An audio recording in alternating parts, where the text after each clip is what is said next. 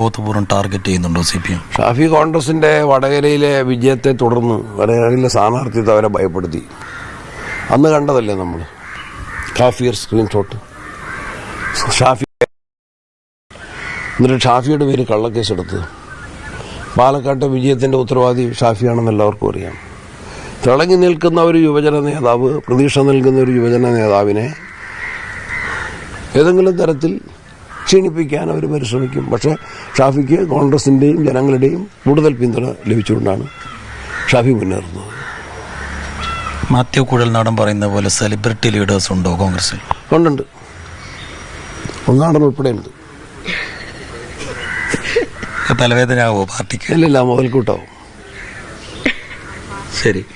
ഈ ഷാഫിയെ പോലെയുള്ള നേതാക്കളെയൊക്കെ പല നിലയ്ക്ക് ഇപ്പോൾ പാലക്കാട് നിന്ന് അദ്ദേഹത്തിൻ്റെ വിജയസാധ്യതയും സ്വീകാര്യതയും കണ്ട് ലോക്സഭാ തെരഞ്ഞെടുപ്പിൽ നിർത്തുന്നു. അത്തരം പരീക്ഷണങ്ങൾ നിയമസഭാ തെരഞ്ഞെടുപ്പിലും തുടരുമോ? അതിൻ്റെ സ്ട്രാറ്റജി ആലോചിച്ചിട്ടില്ല. ഇപ്പം നമ്മൾ പഞ്ചായത്ത് ഇലക്ഷനാണല്ലോ. ഇതിലെ സ്ട്രാറ്റജി ഒന്ന് കഴിയട്ടെ.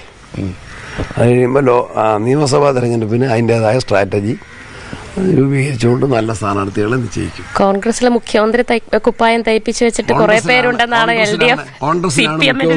കോൺഗ്രസിനാണ് മുഖ്യമന്ത്രി എന്ന് സമ്മതിച്ചതിന് അവരുടെ ആ സത്യസന്ധതയ്ക്ക് പ്രത്യേകമായിട്ടുള്ള അംഗീകാരം കൊടുക്കണം.